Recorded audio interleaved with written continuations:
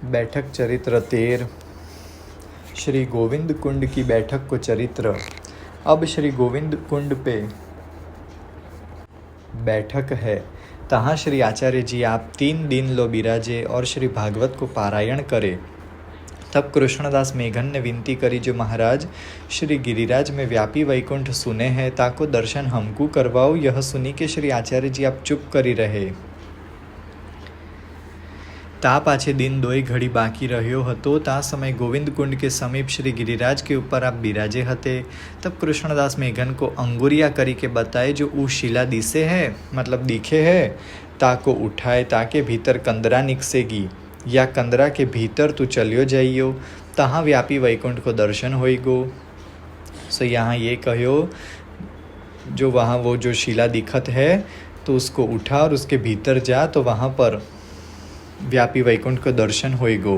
तब कृष्णदास तहाँ जाए के देखे तो एक कंदरा है, वह कंदरा में चलियो गयो। सो 3 दिन लो चलियो, तब तहाँ इनको व्यापी वैकुंठ को तथा लीला सामग्री को दर्शन भयो।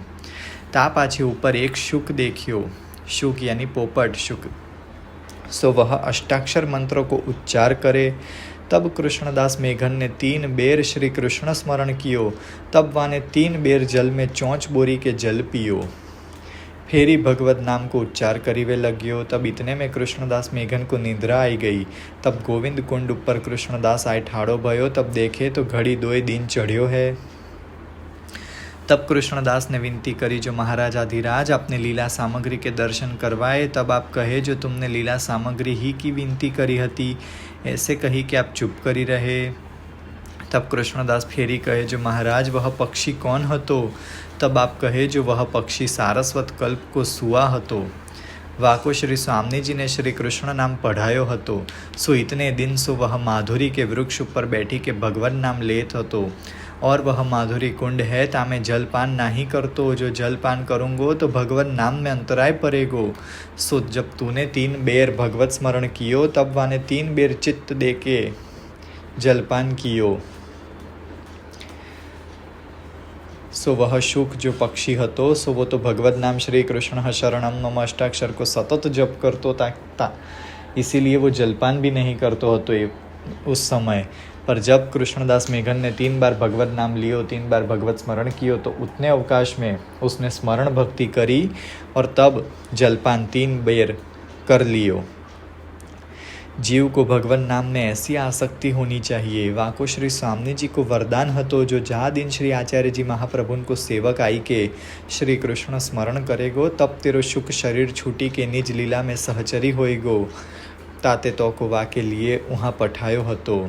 सो जब श्री आचार्य जी महाप्रभुन को कोई सेवक आएगो और तेरे से कृष्ण स्मरण करेगो, तो तब दिन तेरा शुक शरीर यानी पोपट का शरीर छूट के तू निज लीला में सहचरी एक गोपी का रूप प्राप्त कर लेगा। सो उस वरदान को पूर्ण करने के लिए आचार्य जी कह रहे हैं कि कृष्णदास, मैंने तेरे को वहाँ पठाया था, मतलब भेजा था। जब एक समय श्री स्वामी जी को प्रभुन के लिए वहाँ पठायो हतो, तब क्षण एक युग के समान भयो। क्षण युग सतमेव यासाम ये नवीना भवत। सो या श्लोकार्थ में ते कृष्ण प्रेमामृत ग्रंथ आप श्री आचार्य जी ने कियो।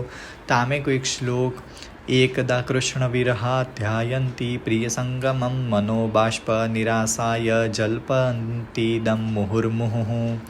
या ग्रंथ में श्री कृष्ण के 116 नाम कहे हैं। ताको आप श्री स्वामी जी जप करत भये, तब ही प्रभुन को समागम भयो। सो संयोग रस प्राप्ति भई। तब प्रभुन को पूछी, जो या ग्रंथ को दान कौन को करूं। तब श्री ठाकुर जी कहे, जो तुम्हारी बराबर होए ताको दीजियो, जो मेरे समान होएगो सोई वाँचेगो। तब वह ग्रंथ श्री स्वामी जी ने आपने श्री गिरिराज पे लिखियो हतो। सो तहाँ सो यह ग्रंथ श्री आचार्य जी आपके हाथ लाग्यो। जा समय तहाँ श्री स्वामी जी के श्री हस्ताक्षर आपने मन में वाँच के पाठ किए। ता समय कृष्ण चैतन्य गोड़िया तथा केशव भट्ट काश्मीरी श्री आचार्य जी महाप्रभुन के पास ठाड़े हते। विनसो ये श्री स्वामी जी के हस्ताक्षर वाँचे न गए। तब विनको श्री आचार्य जी ने श्री स्वामी जी के श्री हस्ताक्षर वाँची सुनाए। सो कृष्ण प्रेमामृत ग्रंथ श्री स्वामी जी ने कियो हतो। सो उसमें 116 नाम श्री ठाकुर जी के हैं। सो वो ग्रंथ जब श्री स्वामी जी श्री राधा जी पाठ करते, तब श्री ठाकुर जी प्रसन्न होकर उनको प्रत्यक्ष दर्शन देते। तब इनको संयोग रस प्राप्त हो तो सो वह ग्रंथ अब कौन वांची सके, तो जो श्री राधा स्वरूप साक्षात श्री स्वामी जी के ही समान होए तो ही वांची सके। इसीलिए श्री स्वामी जी ने वह ग्रंथ गिरिराज की एक शिला पर लिख दियो, पर वो साधारण मनुष्य को दिखता नहीं था वो ग्रंथ। पर अब श्री आचार्य जी महाप्रभु ने जब वो ग्रंथ मन में जप किया, तब कृष्ण चैतन्य जो गौड़िया ब्राह्मण है और केशव भट्ट काश्मीरी वो वहाँ पास में आते, उनको भी नहीं दिखाई दिया। तब आचार्य जी महाप्रभु ने उनको वांची सुनाया। तब कृष्ण चैतन्य ने आपसे विनती करी, जो महाराज कृपा करी कि यह ग्रंथ को दान हमको करो। उनने वह ग्रंथ की प्रार्थना करी। तब वह ग्रंथ आपने कृष्ण चैतन्य को दियो और काश्मीरी को न दियो। सो याते जो एक बेर श्री जगन्नाथ राय जी आज्ञा किए हते, जो अब तुम अपने मार्गिन को ही ग्रंथ दीजो, सो वह बात की सुधी करी के श्री आचार्य जी महाप्रभु वह ग्रंथ कृष्ण चैतन्य को ही दियो।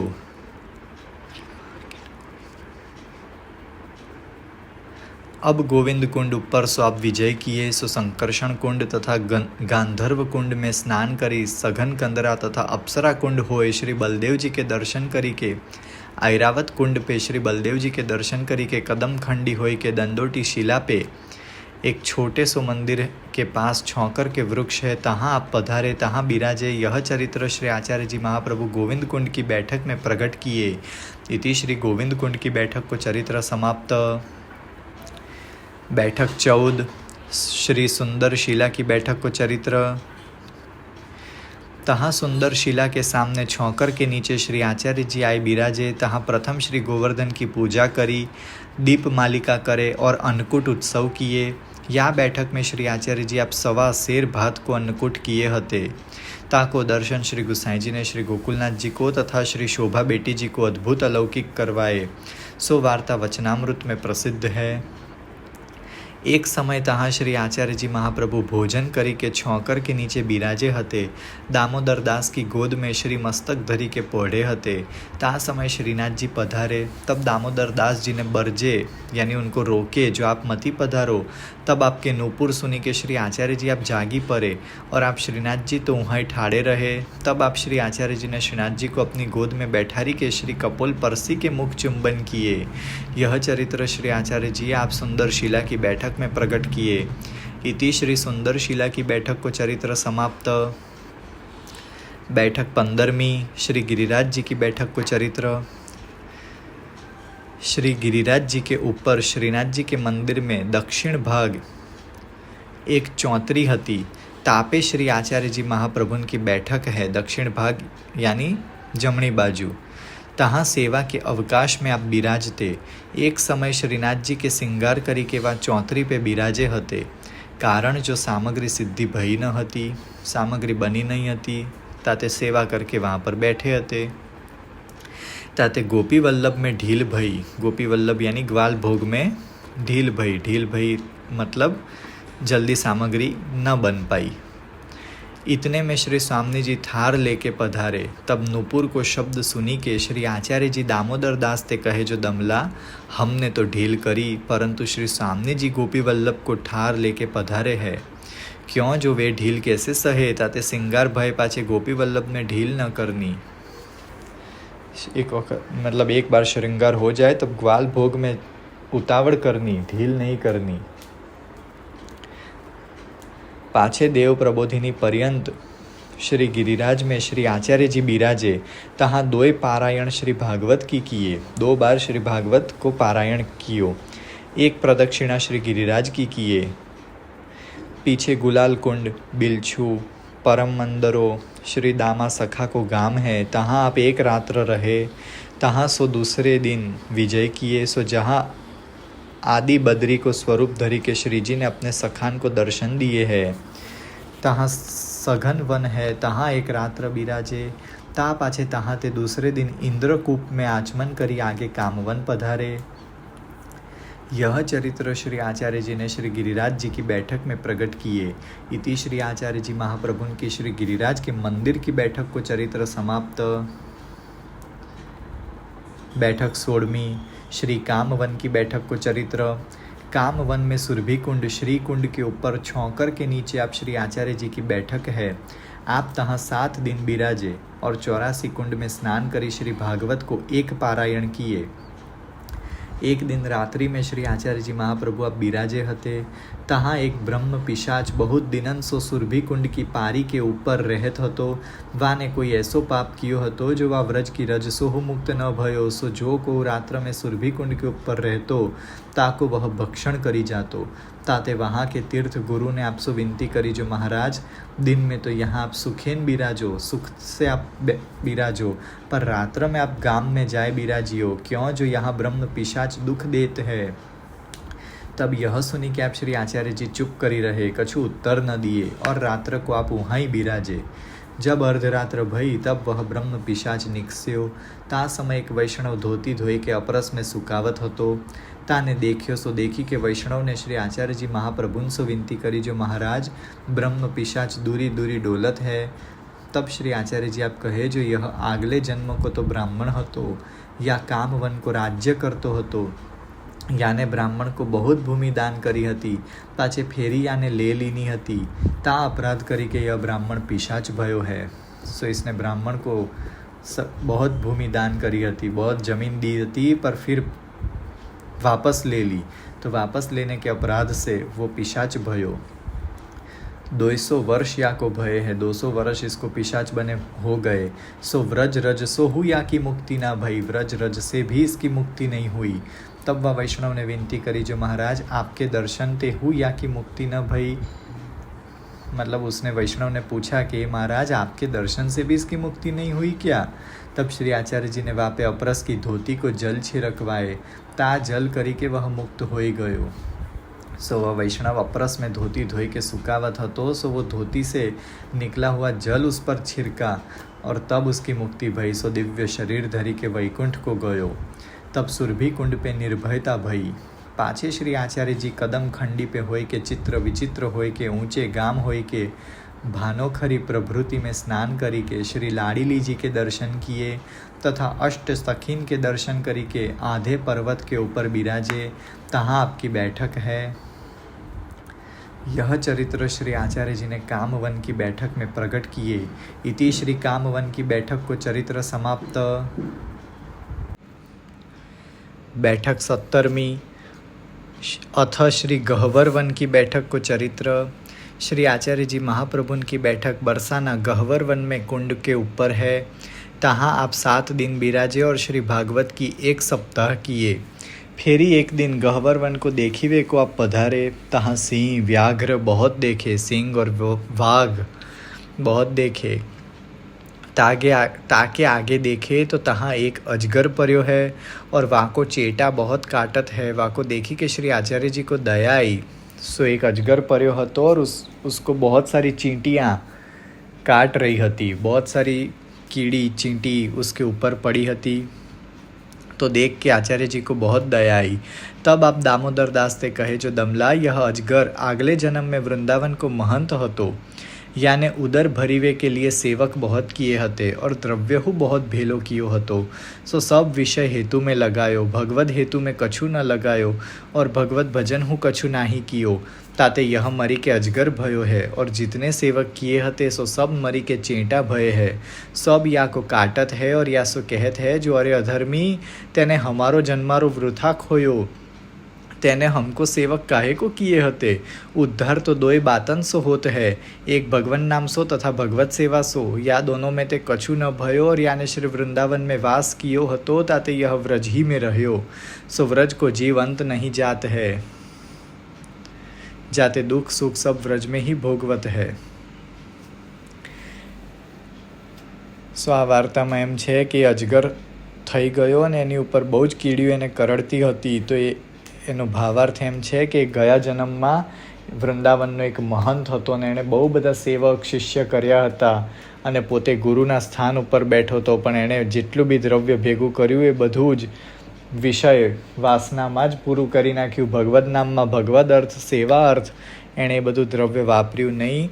સો એ અપરાધના લીધે એ અજગર થયો ને બધા જ સેવકો કીડી થઈને એને કરડતા હતા કે અરે અધર્મી તે તારો તો જન્મ ખોયો, અમારોય જન્મ ખોયો।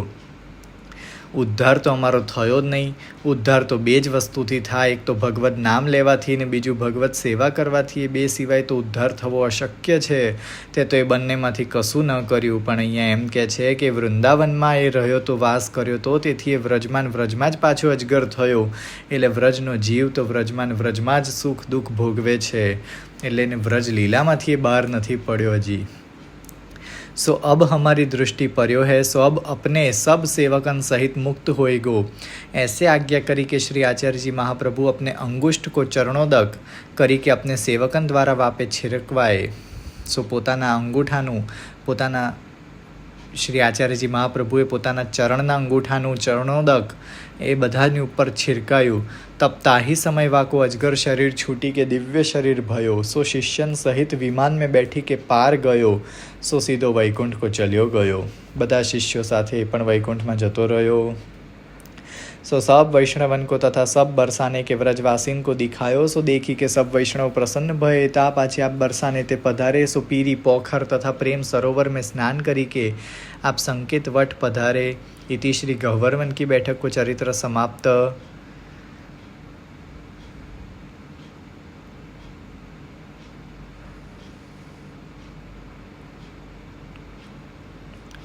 बैठक 18वीं श्री संकेत वट की बैठक को चरित्र. श्री आचार्य जी महाप्रभु की बैठक संकेत वट के समीप कृष्ण कुंड के ऊपर छोंकर के नीचे है. तहाँ 7 दिन को श्री भागवत को पारायण किए. तहाँ एक स्त्री बहुत सुंदर 16 वर्ष की अनेक आभूषण करी के भूषित रत्न जड़ित डांडी को चमर हाथ में लेके श्री आचार्य जी महाप्रभु को चमर करीवे लगी.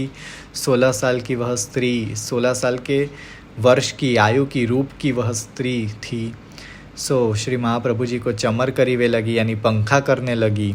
सो जहाँ ताई श्री भागवत को पारायण होई तहाँ ताई ठाड़ी रहे, मतलब खड़ी रहे. वाको वैष्णव बरजीवे लागे, मना करने लगे. तब श्री आचार्य जी आप नाही किए. ऐसे 7 दिन लोवाने चमर कियो. जब कथा को आरंभ होए तब वो आवे, जब कथा संपूर्ण होए तब अंतर्ध्यान हो जाए. पीछे वाको कोई देखे नहीं. तब एक दिन एक वैष्णव ने आपसे पूछी, जो महाराज यह स्त्री कौन है और कहाँ ते आवे है. तब आप मुस्काई के चुप करी रहे. फिर आप आज्ञा किए, जो संकेत देवी को हमारे दर्शन की तथा सेवा की बहुत आरती हती, सो सेवा प्राप्त भई है. ता पाछे तहाँ ते आगे पधारे. सो रिठोरा में श्री चंद्रावली जी के दर्शन करी. नंदगाम में 5 सरोवर पे नेक दूरी नंद छोंकर है. तहाँ श्री नंदराय जी दशहरा के दिन पूजन करते. तहाँ आप पधारे. ताके नीचे श्री आचार्य जी की बैठक है. यह चरित्र संकेत वट की बैठक में प्रकट किए. सो वो देवी जो हती, जो पंखा करती हती, महाप्रभु जी को चमर ढोड़ती हती, सो वो संकेत देवी हती. इति श्री संकेत वट की बैठक को चरित्र समाप्त.